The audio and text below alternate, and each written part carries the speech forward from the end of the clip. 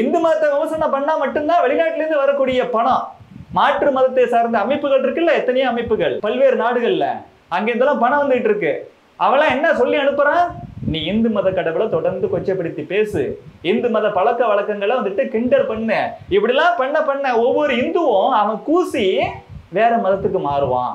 திருப்பரங்குன்ற மலை யாரோட மலை சார்? யாரை கேட்டாலும் சொல்லுவாங்க அது முருகனுடைய மலைன்னு சொல்லி. இடையில சும்மா ஒரு 200 வருஷத்துக்கு முன்னாடி ஏதோ ஒருத்தர் பேர்ல, நீங்க சிக்கந்தர்கிற ஒருத்தரோட பேர்ல அங்க ஒரு தர்கா கட்டிருக்கீங்க. உங்களுக்கு அனுமதி கொடுத்தது யார்? முருக பக்தர்கள், இந்துக்கள், இந்து தமிழர்கள், முஸ்லிம்கள் தானே அங்க போயிட்டு நீங்க வந்துட்டு அந்த தர்கா கட்டுனீங்க. முஸ்லிம்கள் நீங்க யாரு? அரபு தேசத்துல இருந்து வந்த ஆசாமிகளா? இல்லவே இல்ல. நேத்து வரைக்கும் நீ இந்துவா இருந்துட்டு இன்னைக்கு மதம் மாறி போன என் சகோதரன், என் அங்காளி பங்காளி, என் மாமன் மச்சான் தானே இன்னைக்கு தமிழகத்துல இருக்கக்கூடிய அத்தனை முஸ்லிம்களும் கிறிஸ்தவர்களும். நாங்க அந்த திருப்பரங்குன்றத்துல ஒரு முட்டை சாப்பிட்டுட்டு கூட அங்க போக மாட்டோம், அந்த அளவுக்கு நாங்க பயபக்தியோட இருக்கிறோம். நீ வந்துட்டு சிக்கந்தர் மலையில அங்க போயிட்டு அது சிக்கந்தர் மலை தான், சிக்கந்தர் தர்காவுல போயிட்டு நான் ஆட்டை வெட்டி கொன்னு அங்க பிரியாணி போட்டுன்னு சாப்பிடணும்னு சொல்லி அடம்பிடிச்சது ஒரு சில காட்டு மிராண்டிகளான இஸ்லாமியர்கள். திமுக கட்சியை சேர்ந்த எத்தனையோ பேர் வந்துட்டு அது சிக்கந்தர் மலைங்கிறதுக்கு ஆதரவா பேசுறானா இல்லையா? கொதித்தேட வேண்டாமா? திமுக இந்துக்கள் இல்லையா? மு.க. ஸ்டாலின் சொல்றாருல, திமுக இருக்கக்கூடிய 90% பேர் இந்துக்கள் சொல்றாருல, அந்த 90% இந்துக்கள் எங்கேயா போனீங்க? இந்துக்களுக்கு உணர்வு இல்லையா? ஒரு சில இஸ்லாமியர்கள் அது வந்துட்டு அங்க கார்த்திகை தீபம் ஏத்துறதுக்கு எதிர்ப்பு தெரிவிக்கிறாங்கிற ஒரே காரணத்துக்காக கோடிக்கணக்கான இந்துக்களோட மனசு புண்படலாமா? ஆனா இந்த திமுக, விசிக, கம்யூனிஸ்டுகள் உள்ளிட்ட கட்சிகள் என்ன நினைக்கிறாங்கன்னா, இஸ்லாமியர்கள் ஒற்றுமையாக இருக்க வேண்டும், கிறிஸ்தவர்கள் ஒற்றுமையாக இருக்க வேண்டும், இந்துக்கள் மட்டும் ஒருபோதும் ஒற்றுமையாக இருந்துவிடக் கூடாது. இஸ்லாமியர்களும் கிறிஸ்தவர்களும் ஒன்றா இருக்கிறதால நம்மளால அவங்களோட மதத்தை விமர்சனம் பண்ண முடியல, அப்படியே அவங்க பல்கா நமக்கு ஓட்டு போட்டுறாங்க. இந்துக்கள் வந்துட்டு பிரிஞ்சு ஜாதியா பிரிஞ்சு கிடக்கிறான், மொழி அடிப்படையில் பிரிஞ்சு கிடக்கிறான். இப்படி அவங்க பிரிஞ்சு கிடந்தாதான் நாம வந்துட்டு மிகப்பெரிய பகுத்தறிவு ஆசாமிகள் போல இந்து மத பழக்க வழக்கங்களை வந்துட்டு நம்ம நக்கல்ல ஏண்டி பண்ணலாம், இந்து கடவுள்களை வந்துட்டு கொச்சையா பேசலாம், ஆபாசமா பேசலாம், ஆபாசமான பொம்மைகள்லாம் இருந்து அது கோவில்னு சொல்லி ரொம்ப அரக்கத்தனமா நம்ம பேசலாம், இந்துனா திருடன் சொல்லலாம். இப்படி அவங்க நினைச்சுக்கிட்டு இருந்தாங்க. இந்துக்களை ஆன்மீகம் வேறு அரசியல் வேறுன்னு நம்ம பிரிச்சு பிரனைஸ் பண்ணலாம் அப்படின்னு நினைச்சிட்டு இருந்தாங்க. ஏன் நீங்க இஸ்லாமியர்களை போயிட்டு ஆன்மீகம் வேறு அரசியல் வேறுன்னு சொல்லி பாருங்களேன், கிறிஸ்தவர்கள்ட்ட போயிட்டு ஆன்மீகம் வேறு அரசியல் வேறுன்னு சொல்லிட்டு இஸ்லாமிய மத கடவுள்களை நீங்க வந்துட்டு விமர்சனம் பண்ணி பாருங்க, கிறிஸ்தவ மத பழக்க வழக்கங்களை நீங்க விமர்சனம் பண்ணி பாருங்க. ஒரு கிறிஸ்தவரோ ஒரு முஸ்லீமோ ஓட்டு போடுவாரா? அவருக்கு தெரியும் ஆன்மீகம் தான் முக்கியம், அரசியல் அடுத்தது. இந்த முருகன் மாநாடு மக்கள் ரீதியில எந்த அளவுக்கு வரவேற்பை பெற்றிருக்குங்கிறத நாங்க நினைச்சு பார்க்க முடியாத அளவுக்கு பெரிய வரவேற்பை பெற்றிருக்கு அப்படிங்கிறது தான் உண்மை. உண்மையை சொல்ல போனா ஒரு 5 லட்சம் பேர் கலந்துப்பாங்க அப்படின்னு நாங்க வந்துட்டு நினைச்சோம். நாங்க திட்டமிடுதலே அப்படிதான் திட்டமிட்டு இருந்தோம். ஆனா நேர்ல போய் பார்த்துட்டு நான் சொல்றேன், 10 லட்சத்துக்கும் மேற்பட்ட பக்தர்கள் கலந்துக்கிட்டாங்க. அவங்க எல்லாத்தையும் பார்த்துட்டு நானும் பரவசம் அடைஞ்சேன். ஏன்னா 21 வருஷமா 2004 இருந்து நான் பிரசிடென்சி காலேஜில் ஸ்டூடெண்டாக படிக்கிற காலகட்டத்திலேருந்து நான் ஆர்எஸ்எஸ்ல இருக்கிறேன். திருவல்லிக்கேணியில் தான் இருக்கிறேன். இங்கே பக்கத்தில் செந்தாதரிப்பேட்டையில் இந்து முன்னணியோட நிறுவனர் ஐயா ராமகோபாலஜி, கோபால்ஜியோட பொற்பாதங்களை தொட்டு வணங்கக்கூடிய ஒரு பாக்கியம் பெற்றவன்னா. அவர் அங்கே இந்து முன்னணி ஆஃபீஸில் ஒரு சேரில் உட்காந்துருப்பாரு, நாங்களாம் கீழே உட்காந்துக்கிட்டு அவர்கிட்ட பேசிக்கிட்டு இருப்போம். குரு சிஷியன் அப்படிங்கிற அடிப்படையில் எல்லாரும் நாங்கள் சிஷியர்கள்லாம் உட்காந்துருப்போம். அவர் போட்ட விதை தமிழகத்தில் மிகப்பெரிய ஆலமரமாக வளர்ந்துருக்குன்னு சொல்லி இந்த விநாயகர் சதுர்த்தி காலகட்டத்தில் தமிழகம் முழுவதும் கிட்டத்தட்ட 1 லட்சத்துக்கும் மேற்பட்ட விநாயகர்கள் வந்துட்டு பிரதிஷ்டை பண்ணி மூளை முடுக்கெல்லாம் விநாயகர் சிலை அந்த ஊர்வலம் நடக்கும். அது எல்லாருக்கும் தெரியும். அதெல்லாம் எங்களுக்கு வந்துட்டு மிகப்பெரிய ஆனந்தத்தை கொடுத்துச்சு. ஆனாலும் கூட ஒட்டு மொத்தமாக இந்துக்கள் பக்தியின் அடிப்படையில் ஒரு இடத்துல லட்சக்கணக்கில் கூடுறது என்னோட இந்த அனுபவத்தில் 21 வருஷ அனுபவத்தில் பெருசாக இல்லை. இந்த முருக பக்தர்கள் மாநாட்டில் பார்த்தோம்னா அதனால நாங்கள் என்ன யோசித்தோம் அப்படின்னா ஒரு 5 லட்சம் பேர் கலந்துப்பார் அப்படின்னு யோசித்தோம். ஆனால் போய் பார்த்தா 10 லட்சத்துக்கும் மேற்பட்ட முருக பக்தர்கள் கலந்துக்கிட்டாங்க. எப்படின்னா நாளே லட்சக்கணக்கில் கலந்துக்கிட்டு இந்த அறுபடை வீட்டையும் ஒரே இடத்துல முருகன், அந்த அறுபடை வீடு முருகனையும் பிரதிஷ்டை பண்ணி மக்கள் வந்துட்டு தரிசனம் பண்ணுறதுக்கான வாய்ப்பை ஏற்படுத்தி கொடுத்தோம். ஒவ்வொரு இந்துவுக்கும் ஒவ்வொரு முருகனுக்கும் முருக பக்தருக்கும் நம்ம வாழ்க்கையில ஒரு முறையாவது முருகனோட இந்த அறுபடை வீட்டையும் போய் பார்த்து தரிசனம் பண்ணிட்டு வந்துடணுங்கிற ஆசை இருக்கும். ஆனா ஆளாளுக்கு பல்வேறு சூழ்நிலை, வேலைக்கு போவாங்க, பிசினஸ் பண்ணுவாங்க, இல்லை வேற சிரமங்கள் ஏதாச்சும் இருக்கலாம். அதனால போக முடியாம அடுத்த வருஷம் பார்த்துக்கலாம், அடுத்த வருஷம் பார்த்துக்கலாம் அப்படி தள்ளி போட்டுட்டே இருந்திருப்பான். ஏன்னா இந்த அறுபடை வீட்டுக்கு போகணும் அப்படிங்கிறது கொஞ்சம் நேரம் ஒதுக்கி அதுக்குன்னே சில நாட்கள் வந்துட்டு நம்ம ஸ்பெண்ட் பண்ணி போக வேண்டியதா இருக்கும்.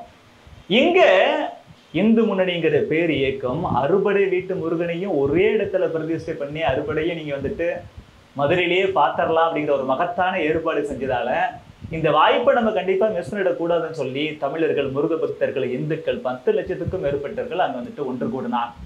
முதல் நாளே லட்சக்கணக்கில் வந்தவங்க மறுநாள் வர முடியல, நேற்று பார்த்துட்டோம் பரவாயில்ல அப்படின்னு சொல்லி மாநாட்டுக்கு அவங்க வரல. மாநாடு நடக்கிற அன்னைக்கும் கூட காலையிலேருந்து லட்சக்கணக்கான முருக பக்தர்கள், இந்துக்கள் வந்துட்டு அங்க படையெடுக்க ஆரம்பிச்சிட்டான். வந்து இந்த அறுபடை வீட்டு முருகனையும் தரிசனம் பண்ணிட்டு கிளம்பிட்டான். ஈவினிங் இந்த 3 மணி ஆட்களெல்லாம் மாநாடு ஆரம்பிக்கிற காலகட்டத்தில் கூட்டம் அதிகமா இருக்கு, இல்லை நாம வந்துட்டு வெளியூருக்கு போகணும், வேற வேற வேலை இருக்குன்னு சொல்லி இந்த அறுபடை முருகனையும் வந்துட்டு தரிசனம் பண்ண உடனே லட்சக்கணக்கான மக்கள் வெளில போயிட்டாங்க. இப்படி முதல் நாள் லட்சக்கணக்கான மக்கள் பார்த்துட்டு மறுநாள் கலந்துக்கல. மறுநாள் என்னைக்கு மாநாடு நடந்துச்சோ அன்னைக்கே லட்சக்கணக்கான பக்தர்கள் காலையிலேருந்து அறுபடை வீடு முருகனையும் தரிசனம் பண்ணிட்டு மாநாட்டுக்கு கலந்துக்கல கிளம்பிட்டாங்க. அப்படி இருந்தும் கூட மாநாட்டுல மட்டுமே கிட்டத்தட்ட 10 லட்சம் முருக பக்தர்கள் கலந்துக்கிட்டாங்க. அதை பார்க்கும்போது ஆனந்த கண்ணீர். வெளிப்படையா சொல்ல போனா நானும் என்னோட நண்பர் பாரதிய ஜனதா கட்சியோட ஓபிசி அணியோட மாநில செயலாளராக இருக்கக்கூடிய ஈஸ்வரன் அவர்களும் ஒன்னா சேர்ந்து அங்க போனோம். உட்கார்றதுக்கு எனக்கு மனசு இல்லை. ஸ்டேஜ்லேருந்து லாஸ்ட் வரைக்கும் பார்த்துட்டே போறது, இந்த சைட்லேருந்து அந்த சைடு வரைக்கும் பார்த்துக்கிட்டே போறோம். அந்த கூட்டத்தை பார்க்க பார்க்க பார்க்க அப்படியே கோபால்ஜி வந்துட்டு அவர் இந்த மேலேருந்து மேல் உலகத்திலேருந்து எவ்வளவு ஆனந்த கண்ணீர் வடிச்சிருப்பாரு.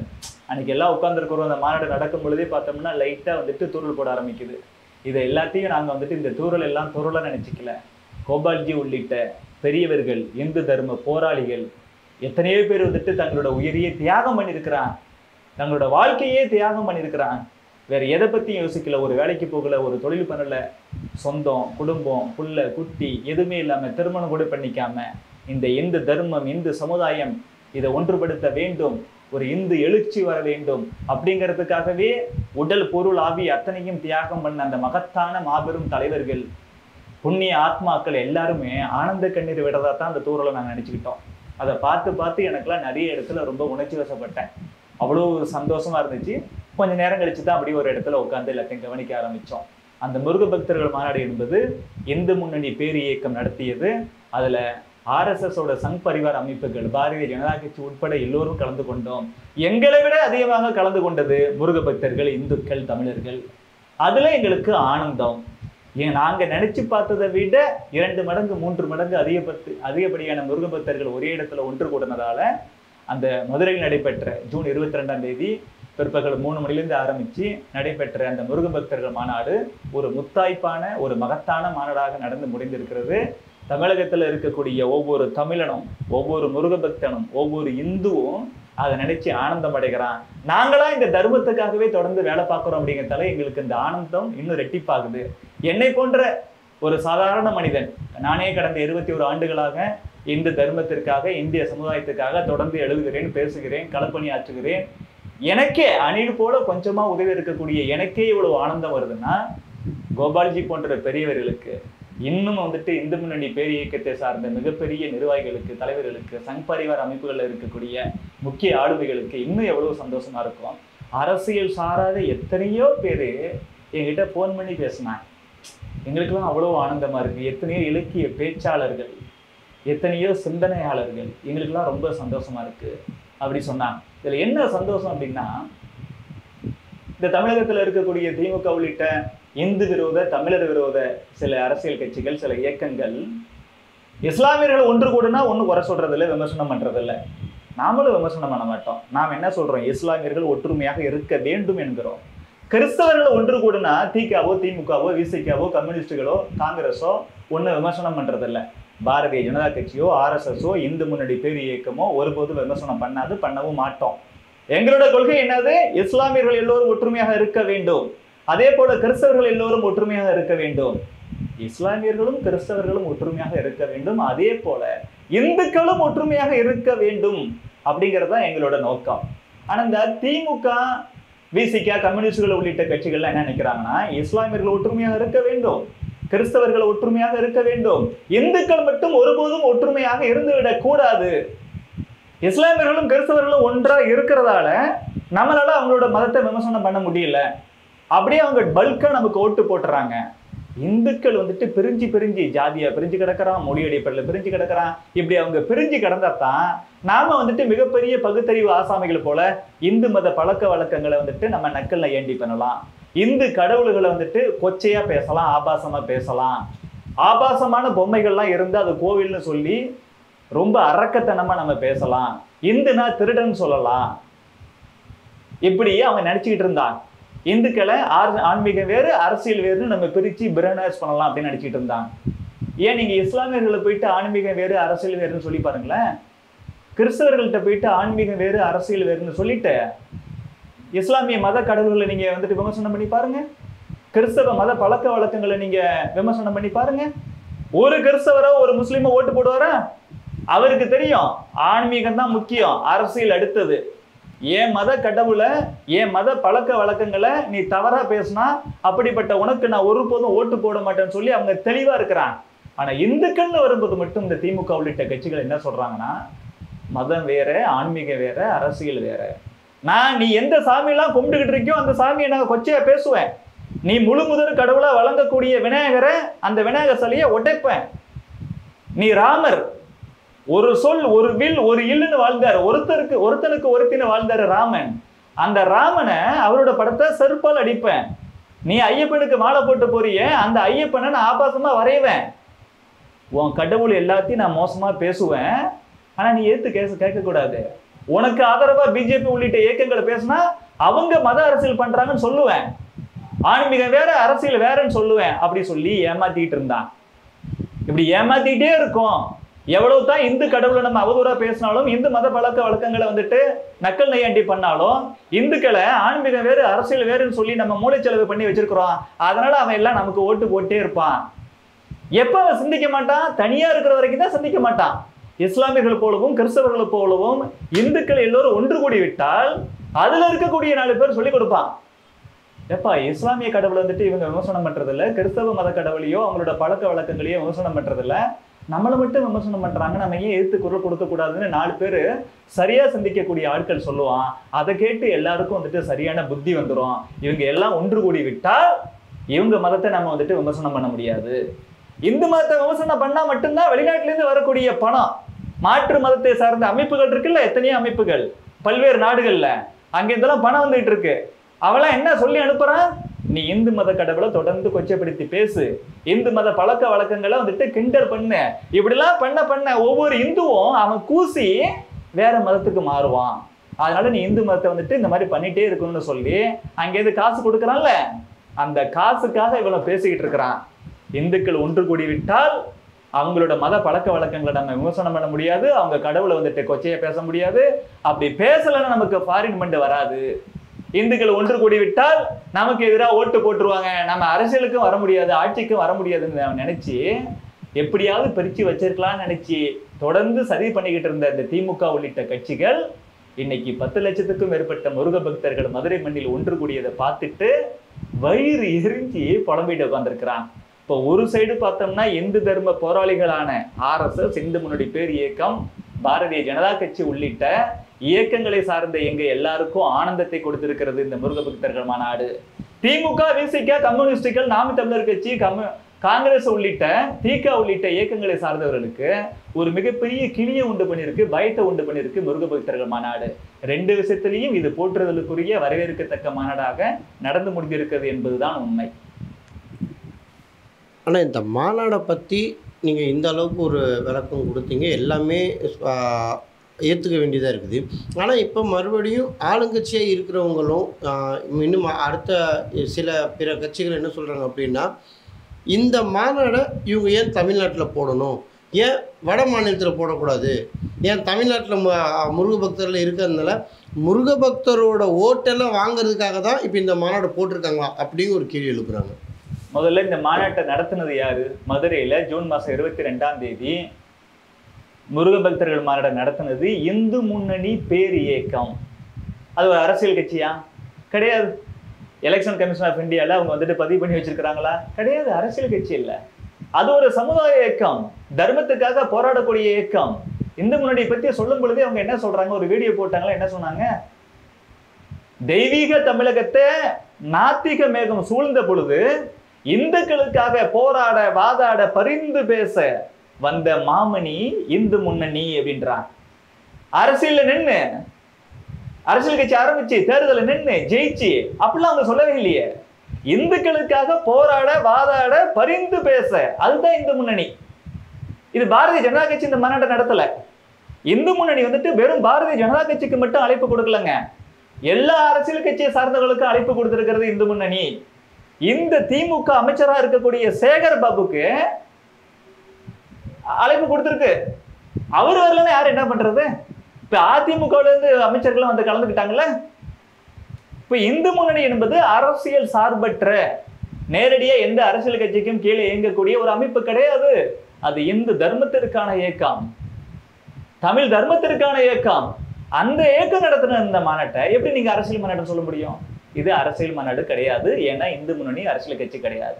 ஒருவேளை பாரதிய ஜனதா கட்சி இந்த மாநாட்டை நடத்தியிருந்தா இது அரசியல் சார்புடைய மாநாடு என்று சொல்லலாம். இது பாரதிய ஜனதா கட்சி நடத்தல. ரெண்டாவது விஷயம், ஏன் இப்போ வந்துட்டு இந்த முருக பக்தர்கள் மாநாடு நடத்த வேண்டியது இருக்கு அப்படின்னா, குன்றம் இருக்கும் இடமெல்லாம் குமரன் இருக்கும் இடம், அப்படிதானே சொல்றோம். திருப்பரங்குன்ற மலை யாரோட மலை சார்?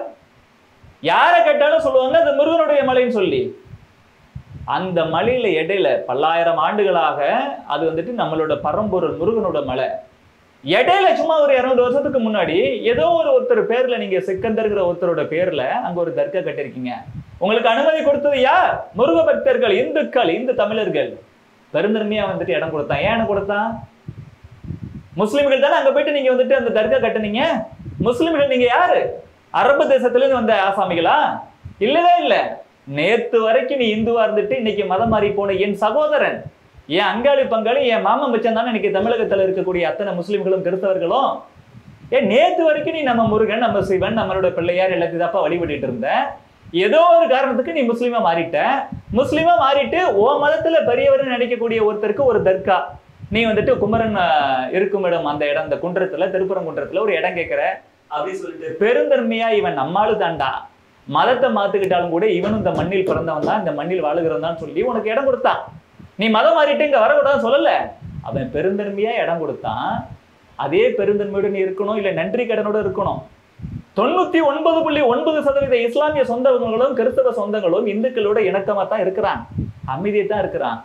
அங்க இருக்கக்கூடிய சில அமைப்புகள் ஃபாரின் ஃபண்டு வாங்கிக்கிறான், இல்ல திமுக போன்ற கட்சிகள்ட்ட இருந்து ஃபண்டு வாங்கிக்கிறான். அதுக்காக இந்த திமுக போன்ற ஆட்கள் தூண்டி விடுறதெல்லாம் செய்யறான். அவன் என்ன செய்யறான்? முருகன் மலை அங்க மேல காசி விஸ்வநாதர் இருக்கிறாரு, அங்க சைவம் தான். எத்தனையோ பேர் உண்மையான முருக பக்தர்கள் எல்லோருமே பார்த்தோம்னா ஒரு சில இந்த சீமான் போன்ற சின்ன புத்தி கொண்ட ஒரு சில ஆட்களை தவிர மற்ற எல்லா முருக பக்தர்களும் சிவபக்தர்களும் காலையில ஒரு முட்டை சாப்பிட்டா கூட கோயிலுக்கு போக மாட்டான் சார். இவன் நான்வெஜ் சாப்பிட்ற ஆளுதான், ஆனா நான்வெஜ் சாப்பிட்டா கோயிலுக்கு போக மாட்டான். அப்படி பக்தியோட இருப்பான். அந்த மலையில அசைவங்கிறதே கிடையாது. முருகனுக்கு அசைவம் படைக்கிறோமா? காசி விஸ்வநாதருக்கு வந்துட்டு அசைவம் படைக்கிறோமா? கிடையாதுல்ல. எங்களுக்கு முனியாண்டி கோயில் இருக்கு, கருப்பசாமி இருக்காரு, அங்க வந்துட்டு நாங்க அசைவம் படைப்போம், தவறு கிடையாது. இந்த இந்து தர்மத்துல, இந்து கலாச்சாரத்துல எல்லா வகையான வழிபாட்டு முறைக்கும் அனுமதி உண்டு. யாருக்கு எதை பிடிக்குதோ செய்யலாம். ஆனா எங்க சைவம்னு மட்டுமே வந்துட்டு உங்களுக்கு ஒரு நடைமுறை இருக்குதோ அங்க போயிட்டு அசைவம் சாப்பிடுறது எவ்வளவு அநாகரிகம், எவ்வளவு அக்கிரமம். நாங்க அந்த திருப்பரங்குன்றத்துல ஒரு முட்டை சாப்பிட்டுட்டு கூட அங்க போக மாட்டோம், அந்த அளவுக்கு நாங்க பயபக்தியோட இருக்கிறோம். நீ வந்துட்டு செக்கந்தர் மலையில அங்க போயிட்டு அது செக்கந்தர் மலை தான், செக்கந்தர் தர்காவில் போயிட்டு நான் ஆட்டை வெட்டி கொன்னு அங்க பிரியாணி போட்டுன்னு சாப்பிடணும்னு சொல்லி அடம் பிடிச்சது ஒரு சில காட்டு மிராண்டிகளான இஸ்லாமியர்கள். ஒட்டுமொத்தமா நம்ம ஏற்கனவே சொல்லியிருக்கிறேன், நமது இஸ்லாமிய சொந்தங்கள் நல்லவர்கள். ஆனா ஒரு சில பேர் காட்டு மிராண்டி. ஏன் அவனை காட்டு மிராண்டின்னு சொல்றோம்? ஏன்னா அங்க ஒரு நடைமுறை இருக்கு சார், அங்க சைவம் தான் நடைமுறை. பல்லாயிரம் ஆண்டு அப்படிதான் நான் வந்துட்டு கடைபிடிச்சிட்டு இருக்கிறோம். நீ அங்க போயிட்டு நான் ஆடை வெட்டுவேன், கோழி அறுப்பேன், அங்க போயிட்டு நான் வந்துட்டு பிரியாணி சாப்பிடுவேன், அது எப்படி ஏத்துக்க முடியும்? அங்க இந்த மாதிரி அட்டூழியம் பண்ணுவேன்னு சொல்லிவிட்டு அதோட நிக்காம இது சிக்கந்தர் மலையை சொன்னா யார் ஏத்துப்பா? பல்லாயிரம் வருஷமா திருப்பரங்குன்றம் முருகன் மலை தானே, நாங்க தானே உங்களுக்கு இடம் கொடுத்தோம். நீங்க இடையில வந்துட்டு எங்கள்கிட்ட இடம் வாங்கிக்கிட்டு இது ஓ மலை இல்லடா, இது உங்க முருகன் மலை இல்லடா, எங்க சிக்கந்தர் மலை சொன்னா கோபம் வருமா வராதா? திமுக கட்சியை சேர்ந்த எத்தனையோ பேர் வந்துட்டு அது சிக்கந்தர் மலைங்கிறதுக்கு ஆதரவா பேசுறானா இல்லையா? கொதித்தேட வேண்டாமா? திமுக இந்துக்கள் இல்லையா? ஸ்டாலின் சொல்றாருல, திமுக இருக்கக்கூடிய 90% பேர் இந்துக்கள் சொல்றாருல, அந்த 90% இந்துக்கள் எங்கேயா போனீங்க? இல்ல ஸ்டாலின் என் கட்சியில 90% பேர் இந்துக்கள் இருக்கிறான், எனக்கு இறை பக்தி இருக்கோ இல்லையோ, ஆனா அவனுக்கெல்லாம் பக்தி இருக்கு, அவன்லாம் முருகனை வந்துட்டு அவ்வளவு வழிபடுறான், அந்த முருகனோட மலை தான் அது, அந்த மலையை போயிட்டு கொஞ்சம் பேர் வந்துட்டு சிக்கந்தர் மலைன்னு சொல்றான், அதை நான் கண்டனம் தெரிவிப்பேன், அரசாங்கம் ஒருபோதும் அப்படி சொல்வதை அனுமதிக்க சொல்லுவேன் அப்படின்னு பேசினாரா? இந்த உதயநிதி பேசினாரா? எதுவுமே பேசலையே. அப்ப திமுக 90% பேர் இந்துக்கள் இருந்தாலும் கூட நீங்க அவங்களுக்கு ஆதரவா பேச மாட்டீங்க. திமுக கட்சியில இருக்கக்கூடிய இந்துக்களும் வந்துட்டு முருகனுக்காக எதுவும் பேச மாட்டீங்க. நீங்க சாமி மட்டும் கும்பிட்டு வந்துருவீங்க. என் முப்பாட்ட முருகன் சொல்லக்கூடிய சீமான் விட்டுருவாரு, வேணும்னே நக்கலே நான் வந்துட்டு நான் அசைவம் சாப்பிட்டு தான் முருகனை போய் வழிபடுவேன்னு சொல்றது. எவ்வளவு அரக்க குணம் அதெல்லாம். ஒரு இஸ்லாமிய வழிபாட்டு முறைக்கு நடைமுறைக்கு எதிராக இப்படி பேச முடியுமா? விட்டுருவாங்களா? நடமாட முடியுமா ரோட்டுல? கிறிஸ்தவர்கள்ட்ட இப்படி பேசினா அவங்க வந்துட்டு ஓட்டு போடுவாங்களா? முருக பக்தர்கள்னா, இந்துக்கள்னா, தமிழர்கள்னா ஒன்றும் தெரியாதவன் ஏத்து பேச மாட்டான், என்ன சொன்னாலும் கேட்டுப்பான். அப்படியா? நீங்க யாருமே பேசல, நாங்க குரல் கொடுக்கிறோம் இந்துக்களுக்காக போராட, வாதாட, பரிந்து பேச இந்து முன்னணி நாங்க குரல் கொடுக்கிறோம். எங்க வழக்கத்துக்கு மாறா அங்க போய் நீங்க அசைவம் சாப்பிடாதீங்க. நீங்க திருப்பரங்குன்றம் மலையில இருக்கக்கூடிய இந்த சிக்கந்தர் தர்காவில் முஸ்லிம்களை போய் வழிபடக்கூடாதுன்னு நாங்க ஒருபோதும் சொல்ல மாட்டோம். அங்க போய் அசைவம் சாப்பிடாதன்னு சொல்றோம். நீ வீட்டுல சாப்பிட்டுக்கோ, போய் சிக்கந்தர் தர்காவில் போய் வழிபட்டு வீட்டுல வந்துட்டு நீ பிரியாணி சாப்பிட்டு உனக்கு யாரு வேண்டான்னா நீ சாப்பிடக்கூடாதுன்னு நாங்க சொல்றோம். அப்படி சொல்றதுக்கு நாங்க ஒன்றும் முட்டாள்கள் கிடையாது.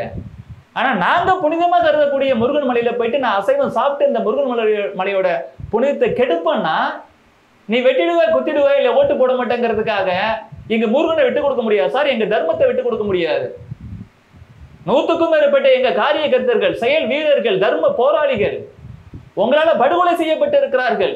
அதுக்கெல்லாம் பயந்த பண்ணாங்க. எங்க தர்மம் முக்கியம், மற்றவன் கேட்கறேன்னா கேட்கலையோ நாங்க கேட்போம். எங்க இயக்கமே அதற்காகத்தான் ஆரம்பிக்கப்பட்டது. அப்படி சொல்லி நாங்க என்ன சொன்னோம்? இல்ல, அது முருகன் மலை தான், திருப்பரங்குன்றம் என்பது சிக்கந்தர் மலை கிடையாது. அப்படி சொல்வதை ஒருபோதும் ஏற்றுக்கொள்ள மாட்டோம். தமிழகத்துல ரெவன்யூ ரெக்கார்டுல அதுக்கு சிக்கந்தர் மலை என்று குறிக்கப்பட்டு இருந்தால், ஒரு ரெக்கார்டுல அப்படி குறிக்கப்பட்டு இருந்தால் கூட அதை உடனே நீக்கணும். அது முருகன் மலை என்றே சொல்லப்பட வேண்டும் சொல்றோம்.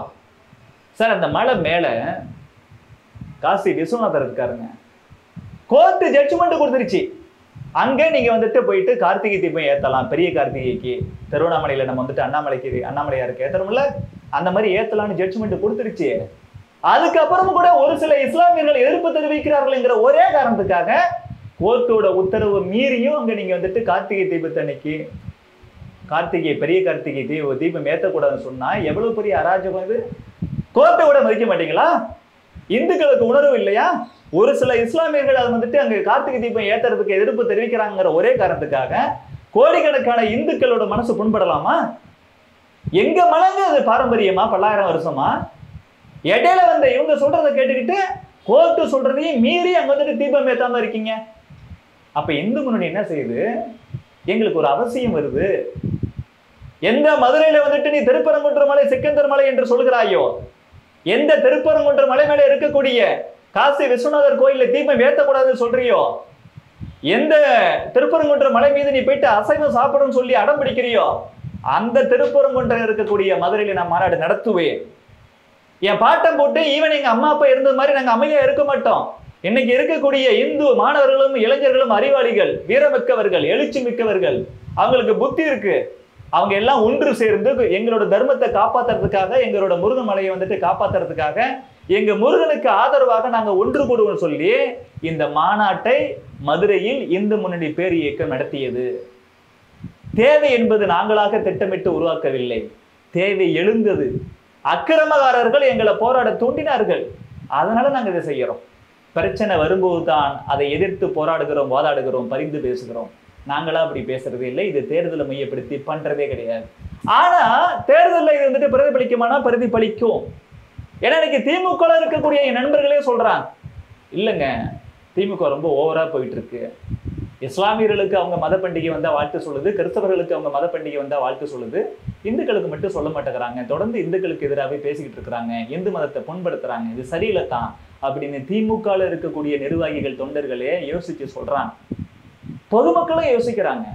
எப்ப இஸ்லாமியர்களுக்கு ஒரு ரம்ஜான் வாழ்த்து சொல்ற மாதிரி கிறிஸ்தவர்களுக்கு ஒரு நியூ இயர் வந்தா வாழ்த்து சொல்றாங்க, கிறிஸ்துமஸ் வாழ்த்து சொல்றாங்க, அந்த மாதிரி ஒரு விநாயகர் சதுர்த்திக்கு ஒரு வாழ்த்து சொன்னா என்ன, ஒரு பங்குனி உத்தரத்துக்கு ஒரு வாழ்த்து சொன்னா என்ன, ஒரு சிவராத்திரிக்கு வாழ்த்து சொன்னா என்ன, ஒரு ராமநவமிக்கு ஒரு கிருஷ்ண ஜெயந்திக்கு வாழ்த்து சொன்னா என்ன அப்படின்னு எல்லாருமே கேட்கிறாங்க.